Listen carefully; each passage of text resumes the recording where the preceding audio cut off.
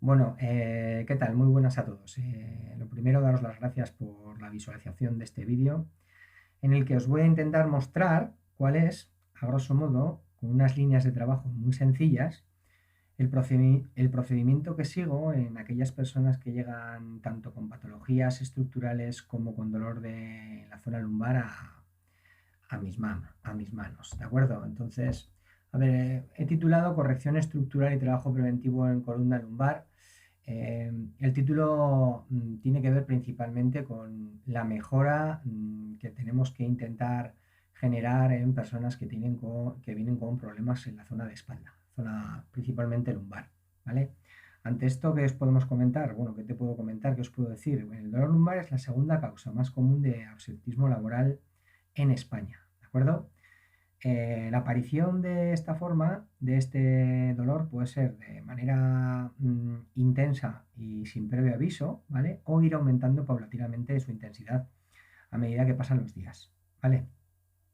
A ver, el proceso que voy a intentar describiros en los próximos minutos está fundamentado en los protocolos de trabajo que tenemos con Qualis Motus, ¿vale? Y puedo adelantaros que estadísticamente un 70 o un 80% de las personas que llegan con estas patologías de dolor lumbar mejoran con este procedimiento. Si bien estamos hablando de generalidades, en todo momento. Y cada una de nuestros pacientes, de nuestros clientes, presentan unas particularidades diferentes, por lo que debemos ser flexibles a la hora de implantar las tareas que os voy a comentar posteriormente y debemos ser concisos a la hora de elegir qué y cómo hacer las mismas. ¿De acuerdo? Es decir, no todo vale para todo el mundo, pero si bien es cierto, la línea de trabajo troncal que vamos a seguir sí es bastante similar para toda la gente, ¿vale? Siguiendo con el tema de las causas, como hemos citado antes, mm, es importante conocer la actividad de la vida diaria laboral de nuestro paciente, a qué se dedica, qué es lo que hace, cuántas horas está sentada, cuántas horas está levantado, cuántas horas, ¿vale? Eso tenemos que tenerlo en cuenta y para eso pues tendremos que hacerle lógicamente una entrevista personal que la persona nos dirá lo que nos quiera decir, ¿vale? Yo entiendo que nos dirá todo lo que nos tenga que decir, pero habrá gente que se guarde información y que la tendremos que sacar nosotros de otra manera, ¿vale? El dolor de la zona lumbar afecta más o menos entre un 70 y un 85 de la población a lo largo de su vida. Entonces, esto es un dato que tenemos que tener en cuenta. Lo convertimos además en la primera causa de limitación física en personas menores de 45 años. Ojo, estamos hablando de personas de menos de 45 años, es decir, eh, el primer problema que van a encontrarse la gente para no poder hacer una actividad diaria normal y corriente, es decir, levantarse de la cama sin dolor, caminar, bajar las escaleras, subir la compra y demás, va a ser por una limitación física importante en la zona lumbar, a lo largo de su vida. ¿De acuerdo? Entonces, estamos hablando de una dolencia que va a afectar y que afecta a muchísima gente, ¿vale? Es una dolencia que afecta porcentualmente más a mujeres que a hombres. En mi caso particular es así, ¿vale? En mi caso aproximadamente yo tengo un 60-40 de patologías de este y estos 60-40 serán aproximadamente un 70% de la gente que yo tengo actualmente en trabajo personal, en sesiones de trabajo de readaptación personal, ¿vale? Eh, el 70% como apunte de nuestro peso corporal, podemos deciros, o puedo deciros que el 70% de nuestro peso corporal va directamente en posición de sedestación, va directamente a la L4, L5, S1. Por consiguiente, es muy importante que sepamos a qué se dedica esa persona, puesto que todas las horas que esa persona esté delante del ordenador, en caso de ser secretario, en caso de trabajar delante de un ordenador, llevar cuentas o cualquier tipo de trabajo que implique estar muchas horas sentado, va a incidir negativamente en nuestra readaptación. Por consiguiente, todas estas cosas tenemos que tenerlas claras, ¿vale? Nos vamos a encontrar con personas que posturalmente no van a poder mejorar por diferentes variantes, como la edad, problemas asociados a la degeneración y demás. Y debemos marcarnos como objetivo, habrá que marcarse el hacer más fuerte a esa persona dentro de su orden funcional, ¿vale? De tal manera que si mejoramos las estructuras que están anexas a la dolencia, esa dolencia va a minimizar, va a minorar, ¿vale? Por lo tanto, va a mejorar la sensación de ese paciente y el dolor poco a poco va a mitigar, ¿vale? ¿Cómo vamos a conseguir llegar a todo esto? Con un protocolo relativamente entendible, o así lo voy a intentar hacer yo con vosotros, a través de pequeños trabajos de fuerza, ¿vale? A ver, la palabra fuerza puede inducirnos a vincular cosas que no son, cuando entendemos por fuerza algo tan sencillo como vencer una carga, ¿vale? Y esa carga puede ser de naturaleza interna o externa, por lo que se generan casi de manera exponencial en protocolos de mejora en los pacientes, ¿vale? Si sabemos combinar perfectamente lo que os estoy diciendo, ¿de acuerdo?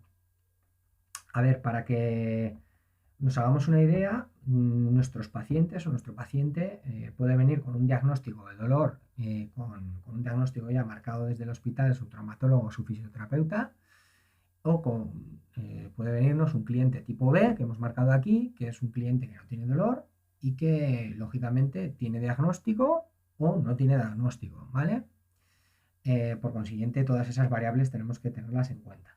Bien, tal y como os he dicho, pues y vamos a ver más adelante, hay una serie de aspectos troncales, aspectos comunes en esta serie de personas que nos pueden indicar una cosa u otra, pero siempre hablando desde las generalidades, ¿de acuerdo? A ver, en principio se hace una pequeña evaluación estática. Tenemos que observar a nuestro sujeto, a nuestra persona, de manera de parada, ¿vale? Consiste en observar el cuerpo en todas sus estructuras en bipedestación, ¿vale? De pie, ¿de acuerdo? Entonces, el objetivo principal es observar si existen descompensaciones entre las cadenas que puedan generar tensiones o que puedan generar anomalías estructurales, y estas anomalías interfieran o puedan hacerlo, que a lo mejor no lo hacen, sobre diferentes funciones en otras estructuras, ¿de acuerdo? Esto es básicamente observar a una persona desde diferentes planos. Si os he puesto aquí a 4 personas, observándoles desde la espalda, que es mejor desde la espalda porque no tienen posición de corregirse ellos, porque no tienen referencia anterior. Y bueno, como veis aquí, pues las líneas que os he colocado son las que marcan un poco las dismetrías que existen entre alturas de hombros, principalmente en los 4 sujetos, en las 4 personas, ¿vale? O dismetrías que existen entre las alturas de las caderas, ¿vale? O, por ejemplo, este chico que tiene pues las dos cosas. Bien, habrá gente que no lo veáis, entonces a ver, es muy importante, tal y como insistimos en Qualuis, que hagáis ojo. Entonces, lo más importante de esto es que empecéis a valorar a la gente y empecéis a mirar y empecéis a ver todo lo que os están mostrando los profesores del equipo de Qualis en cualquiera de sus sedes. ¿De acuerdo? Bien, ¿cómo vemos y qué vemos? Bueno, pues principalmente vemos o se repiten en este tipo de pacientes, y desde mi experiencia, como os comento, se están repitiendo una serie de anomalías, ¿vale? Una serie de anomalías, una serie de patrones estructurales eh, que caracterizan a gente que tiene dolor lumbar. Eso no significa que la gente que tenga estas 4 patologías o estas 4 características que voy a citaros aquí desarrolle el dolor lumbar, pero sí bien es cierto que la gente que lo tiene, en un alto porcentaje, tiene una anteriorización de los hombros con respecto a su línea vertical desde el plano lateral, tiene una desaparición de la curvatura lumbar, es decir, no tiene curvatura lumbar, ¿vale? O hay un exceso de curvatura lumbar, y también aparece una desalineación craneal con el raquis en vista lateral. ¿Esto qué significa? Significa que hay una anteriorización de la cabeza con respecto a su eje vertical. Como os digo, la gente que presenta estos patrones defectuosos, podríamos llamarlos así, no toda la gente tiene dolor lumbar, ni a lo mejor lo desarrolla, pero sí bien es cierto, en un porcentaje alto, al menos de la gente que yo estoy tratando y he tratado, aparecen, por lo que yo creo que es notorio el comentarlo. ¿De acuerdo? Si veis, aquí por ejemplo son las 4 personas, las mismas 4 personas. En las 4 personas hay una anteriorización de la cabeza, ¿vale? En las 4 personas hay una anteriorización de los hombros más o menos marcada, ¿vale? Y os he citado, os he marcado también con unas flechas aquí el tercer ítem, que ha sido el de la desaparición o no de la curvatura lumbar, ¿de acuerdo? En unos casos se agrava y en otros casi desaparece, ¿vale?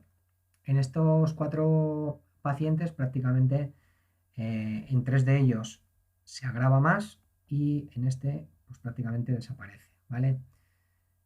Como sabéis, hay diferentes protocolos y diferentes valoraciones para poder saber por dónde empezar. Principalmente yo siempre empiezo por una valoración del patrón respiratorio, primordial, ¿vale? A ver, el patrón respiratorio nos va a decir cómo respira esa persona y por ende qué capacidad de activar o desactivar diferentes grupos musculares y estructuras musculares internas tiene, ¿vale? A ver, hay mucho tipo de respiraciones, pero las 3 principales que yo observo habitualmente son la subclavicular, la costal y la abdominal, ¿de acuerdo? Vale, la respiración subclavicular, ¿cómo se puede localizar? La respiración subclavicular es aquella respiración principalmente que se da cuando la persona está tumbada en la parte pectoral subclavia, ¿vale? Es decir, por debajo de las clavículas, ¿vale? Es una respiración muy entrecortada, muy rápida, principalmente se da en personas que están mmm, con kilos de más, obesos, ¿vale? Que no tienen posibilidad de mover el diafragma casi al gusto, una sensación como de fatiga, ¿de acuerdo? Esa sería la respiración subclavicular. ¿Qué entendemos por respiración costal? Bueno, la respiración costal y bajando, ¿vale? Sería la apertura y cierre de las costillas, es decir, son las costillas, el pico de las costillas, los que tiran hacia afuera y los que tiran hacia adentro en SPI y en ISPI, ¿de acuerdo? Eso sería la respiración costal. Y la respiración abdominal, ¿vale? En un proceso observatorio pasivo sería aquella respiración en la cual el abdomen predomina sobre el pecho, ¿de acuerdo? ¿Cuál sería la respiración que tendríamos que hacer y que podríamos considerar como perfecta? Bueno, pues sería la respiración, decimos efecto ola, ¿vale? Efecto ola, que es una respiración en la cual tomando aire hincharíamos pulmones, por consiguiente costillas, abriríamos costillas, ¿verdad? Hincharíamos pulmones, como hemos dicho, posteriormente la respiración iría bajando hacia abajo, en el cual se elevaría el abdominal al hacer la inspiración y al hacer la expiración sería lo contrario, bajaría el abdominal y hincharíamos o subiría las costillas para volver a bajar estas costillas, ¿vale? Es decir, una especie de ola que iría desde costillas a ombligo, ombligo, costillas, ¿de acuerdo? Ese sería un poco el resumen. Y en cuanto al timing respiratorio, 2-5-2-6 aproximadamente os he puesto ahí, pues bueno, es importante que las inspiraciones sean en 2 y las expiraciones sean en 5. Es decir, las expiraciones son siempre más lentas que las inspiraciones. Siempre, ¿vale? Siempre en un patrón respiratorio, ¿vale? No estamos hablando de patrón respiratorio en ejercicio físico ni nada parecido, sino en relajación. Bien. Una vez que observamos la respiración de esa persona y vemos qué trabajo predomina sobre los demás y nos da unas pistas determinadas para poder actuar, se debe hacer una evaluación dinámica de esa persona. Es decir, si ya hemos observado en parada a esa persona, vamos a observarla en movimiento, ¿vale? A ver, para todas aquellas personas que habéis hecho con nosotros, o estáis haciendo con nosotros, o vais a hacer el curso de evaluación analítica funcional con Qualis Motus, vale, hay una serie de testes globales transicionales que manejamos y los cuales generan una serie de compensaciones, ¿vale? Cada uno de estos testes que yo he elegido, ¿vale? Compensan de una manera determinada y ponen a la espalda un poco en consideración, es decir, tanto Deep Squat como Quadruple Rock Back, como Push-Up, como Hurdle Step Glute, o Glute Test o el ASLR Test, tienen ítems en los cuales tenemos que hacer referencia a la zona lumbar.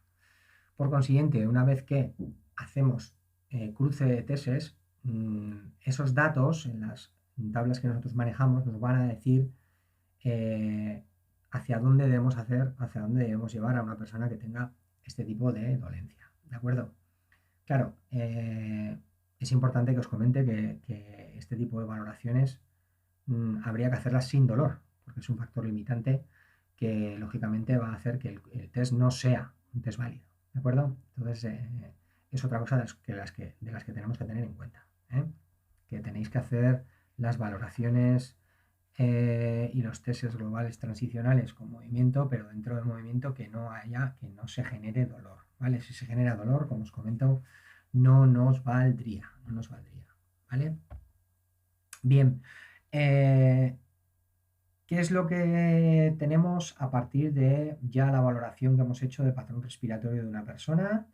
De la valoración estática de esa persona, en la cual ambos ya me pueden decir por dónde pueden ir las compensaciones que genera y demás.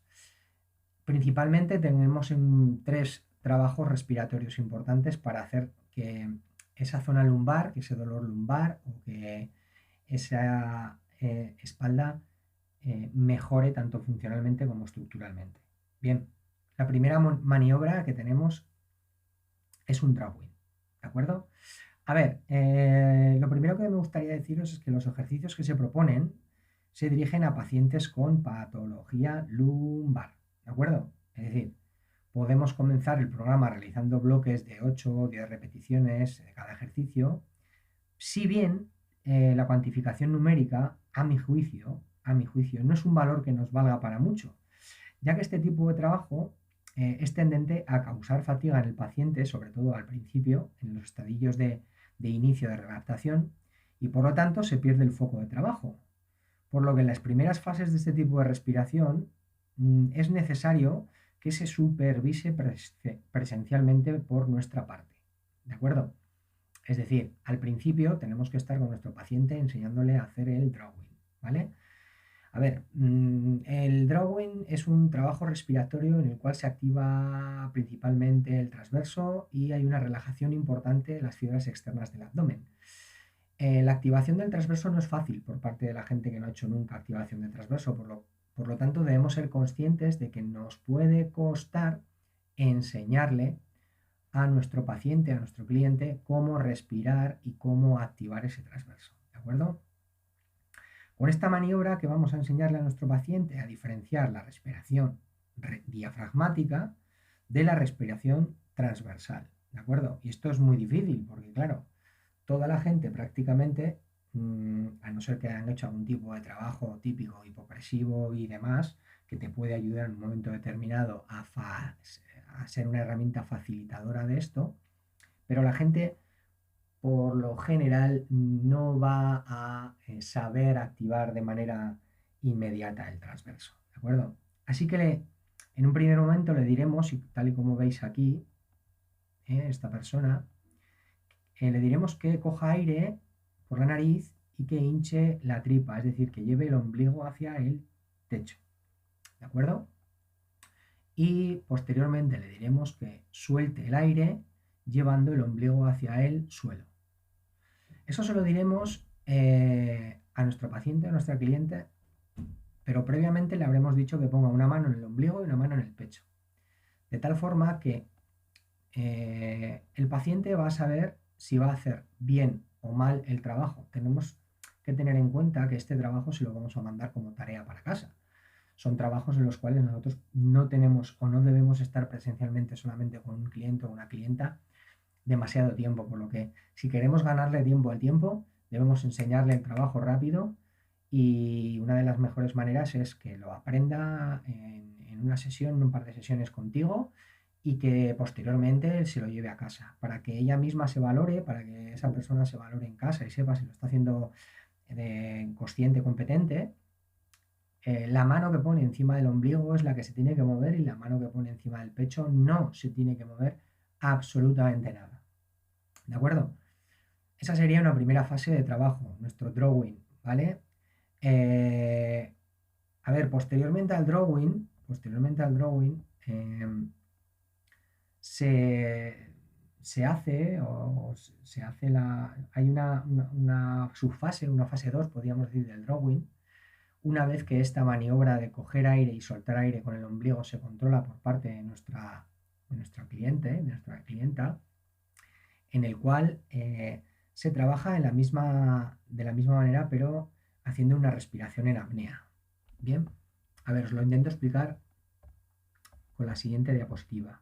Bien, a ver, hay gente que no va a saber activar su transverso y se va a poner nerviosa. Tenemos que intentar transmitirle calma, serenidad y ¿qué es lo que vamos a hacer? Bueno, pues vamos a colocar en este triángulo virtual que os he hecho aquí, que forman las dos crestas ilíacas y el ombligo, colocaremos nuestros dedo índice y pulgar de tal manera que le diremos a la persona que cuando coja aire te saque o nos saque los dedos de ahí. ¿De acuerdo? De esa manera, y cuando saque los dedos de ahí, nosotros vamos a saber que ha activado el transverso. Entonces, ese es el feedback que nosotros vamos a generar con el cliente, con la clienta, con el paciente, ¿vale? Una vez que nuestra persona sea consciente de esa activación y controle la activación del transverso en una INSPI y en una ESPI, lo que le diremos es que haga una respiración en apnea. Es decir, que siguiendo lo anterior, coja aire y empuje hacia el techo con el ombligo, guarde el aire en apnea, baje el ombligo al suelo, siguiendo en apnea, suba el ombligo al techo y ahora sí, suelte el aire de manera lenta hacia abajo para volver a empezar el proceso. ¿De acuerdo? Esa sería una segunda maniobra del drawing y es como yo así lo hago con la gente. Puede que no sea una maniobra pura de drawing, pero es una manera bastante acertada de enseñarle a la gente y llevarla hacia donde nosotros lo queremos llevar, ¿vale? Hacia la activación del transverso. ¿Vale? Bien, una vez que esa persona ha pasado por esa fase y ya controla ese tipo de respiraciones y de trabajos con el drawing, pasaríamos al hollowing, ¿de acuerdo?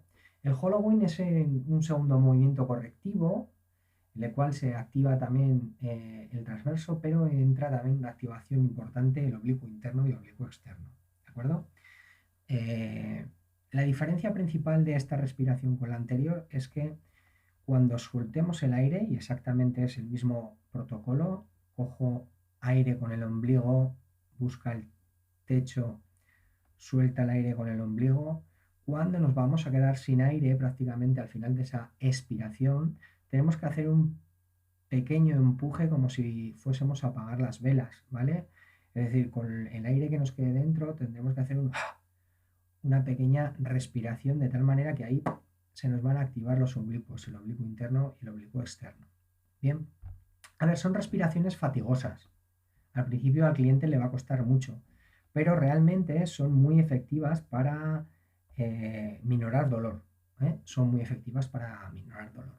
Bien, el hollowing entonces, refrescando otra vez, sería lo mismo que hemos hecho anteriormente con el drawing. Cojo aire, suelto y al soltar el aire hacia abajo y una vez que me voy a quedar sin aire tengo que hacer una pequeña expiración rápida en la cual los oblicuos externo e interno se van a activar. ¿De acuerdo? Este hollowing lo podéis hacer también con la apnea, es decir, habría una segunda fase de hollowing que sería exactamente la misma y haciendo la respiración en apnea que hemos hecho anteriormente.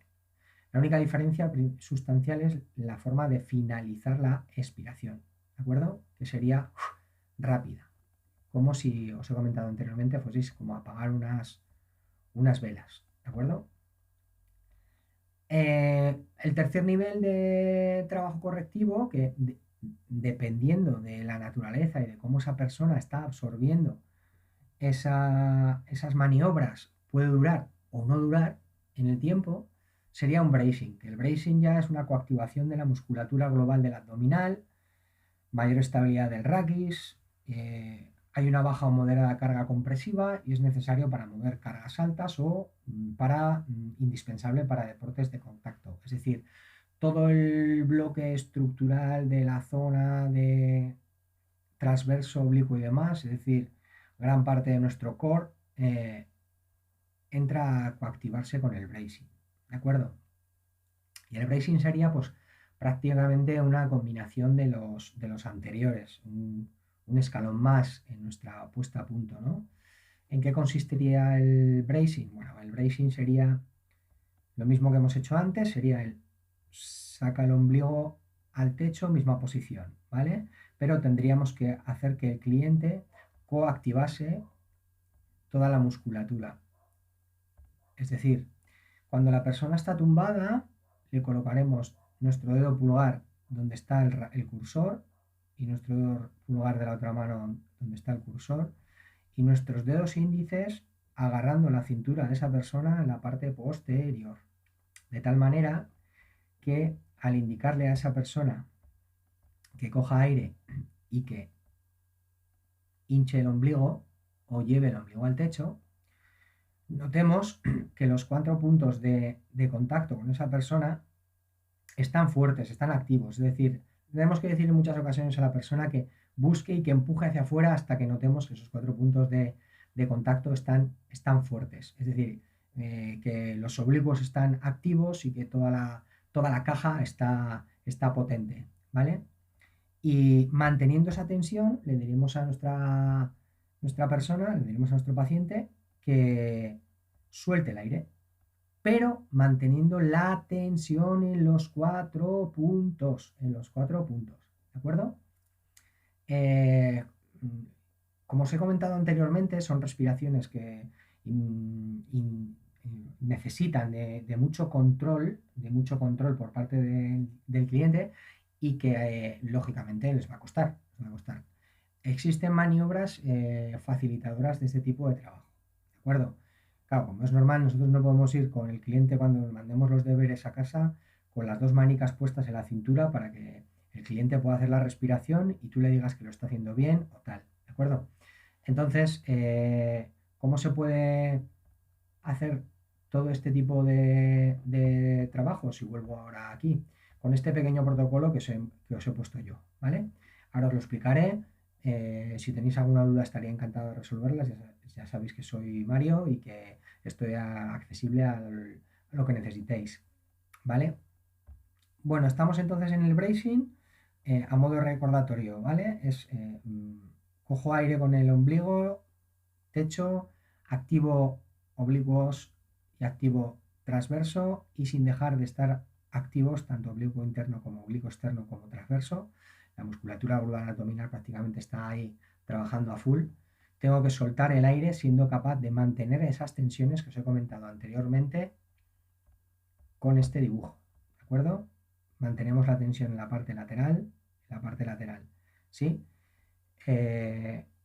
Con eso lo que estamos generando es un empuje brutal hacia la zona lumbar, ¿vale? De tal manera que estando fuertes ahí dentro se ponen de manifiesto un poco pues todos los argumentos que os he comentado yo anteriormente. Bien, vale, ¿qué cuestiones tenemos que tener en cuenta para mejorar todavía más la funcionalidad y la capacidad de la columna? Bueno, a ver, en principio ya os digo que es un mini curso que me puedo extender mucho, pero bueno, se me acaba el tiempo, ¿vale? Tenemos que intentar eliminar tensiones de cadena posterior, es decir, de glúteo, piramidal, cuadrolumbar, isquiotibial, femoral, ¿vale? Entonces, todos los trabajos de extensiones, ¿vale? De cadena posterior, sin poner en compromiso la zona lumbar, nos valen, ¿de acuerdo? Nos valen. Tanto isquiotibiales como femoral, como gemelo, tendón de Aquiles, piramidal, todos los ejercicios, bueno, no generalizo, casi todos los ejercicios que hagan por hacer extensión en cadena posterior nos van a valer, ¿de acuerdo? Nos van a valer. Asimismo, le vamos a prestar especial atención a la excesiva tensión que en este tipo de gente aparece en el flexor de la cadera y en el psoas ilíaco, ¿vale? Psoas en el ilíaco. acuerdo? Bueno, he puesto psoas ilíaco, ya sabéis que son distintos, pero bueno, he puesto el complejo psoas ilíaco, ¿de acuerdo? Ya sabéis que es un músculo que termina en copa, ancla en la parte lumbar y, lógicamente, a pasar por cadena anterior, en la zona de la cadera, si liberamos esa tensión, al final se va liberando tensión en cadena posterior. Por consiguiente, es importante mantener esa zona de los flexores de la cadera liberados, ¿vale?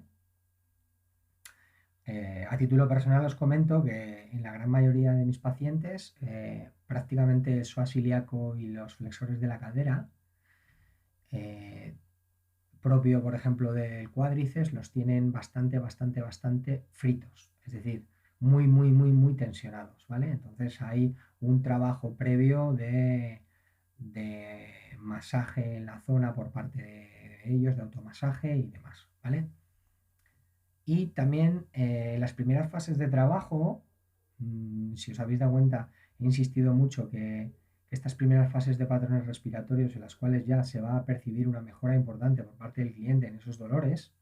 En las primeras fases de trabajo evitamos los trabajos rotacionales de cadena espiral, independientemente de dónde los realicemos. Da igual que los hagamos en tal, vamos a evitar esas torsiones, ¿vale? Eso al principio, lógicamente, vamos a evitarlo. Debemos ser inteligentes, debemos trabajar con posturas que no pongan en riesgo la zona lumbar y en principio todo esto tenemos que evitarlo, ¿de acuerdo? Vale. Bueno, esto es una pequeña propuesta de progresión, es decir, es lo que básicamente yo realizo con este tipo de pacientes. Primero, todo lo que hemos visto en cuanto a la colocación de supino, de plancha lateral, de prono y de setestación, ¿vale? Es decir, tenemos cuatro posturas y en esas cuatro posturas tengo prácticamente pues tres bloques de trabajo diferenciado, ¿vale? Y que claro, combinado todo ello, pues nos da gran posibilidad de trabajo con personas cuidando muy mucho esa zona de dolencia que tienen, ¿de acuerdo? Bueno, las tres fases principalmente que yo utilizo, que os he mostrado aquí, pero que lógicamente mm, pueden o no ser seguidas en este orden, yo he puesto el trabajo de supino, ¿vale? Que es el que se ha mostrado a lo largo del vídeo. Movilidad de miembros inferiores, movilidad de miembros superiores y movilidad de cadena cruzada, ¿vale? Es decir, previo a cada uno de estos cuatro bloques, debe la persona ser capaz de hacer el drawing correctamente, el hollowing correctamente y lógicamente el bracing. Es decir, primero, siguiendo un proceso de aprendizaje, sería mi cliente aprende a hacer perfectamente el drawing. Una vez que aprende a hacer el drawing, hace en posición de supino el drawing y a la vez movilidad de miembro inferior, ¿vale? De tal manera que adapta la respiración a la movilidad. Haremos lo mismo con movilidad de miembro superior y haremos lo mismo con movilidad de cadena cruzada, es decir, un brazo con su pierna contraria, ¿de acuerdo? Todo esto lo hacemos en posición de deadwood, ¿sí? Que son las posturas que hemos citado en alguna ocasión desde Qualis y que no ponen en riesgo la zona lumbar, ¿de acuerdo? Una vez que sea capaz de hacer esa primera fase de trabajo en esta posición de supino, pasaríamos a una posición de supino, drawing, más posición de supino, más movilidad de miembro inferior con un elástico, ¿de acuerdo? Las alternativas son muchas y variadas. Entonces, ahí ya reside la capacidad que tengáis de generar, cosa que os han estado insistiendo a lo largo del tiempo, sobre todo a la gente que habéis hecho los cursos o estáis haciendo los cursos de valoración con Qualis, ¿vale? Una vez que mi cliente es capaz de hacer el drawing con la posición de deadwood, movilidad de miembro inferior más elástico, movilidad de miembro superior más elástico y en cadena cruzada con elástico, la siguiente fase de trabajo sería exactamente la misma, pero con carga, ¿vale? Una carga pequeña, ¿sí? Pequeña, una pequeña carga. En este sentido, vamos a ver, tenemos que ser inteligentes. Tenemos que ser inteligentes porque no puede ser que ninguna carga, por lo pequeña que sea, pervierta ningún gesto, ¿de acuerdo? Entonces, si al ponerle una carga de 1,5 kg a una persona en un brazo y hacer una apertura en posición de supino con el bracing, veis que se genera algún tipo de compensación, es decir, cuello, cabeza, tatatito, ya sabéis lo que se entiende por compensaciones, esa carga hay que quitarla. Es decir, o se baja carga o se quita, porque ninguna carga puede generarme que no realicemos correctamente un ejercicio, ¿vale? Por consiguiente, con el drawing deberíamos pasar por las 4 posiciones que os he puesto aquí y en cada una de su posición con elástico y con carga. Con el hollowing deberíamos pasar por cada una de las 4 posiciones con elástico y con carga y exactamente lo mismo con el bracing, ¿de acuerdo? Esto es a grosso modo lo que os puedo comentar en un vídeo de estas características y con una duración tan limitada. Cualquier cosa que tengáis, encantado de solucionárosla, ya sabéis dónde encontrarme y ha sido un placer. Muchas gracias por vuestra atención.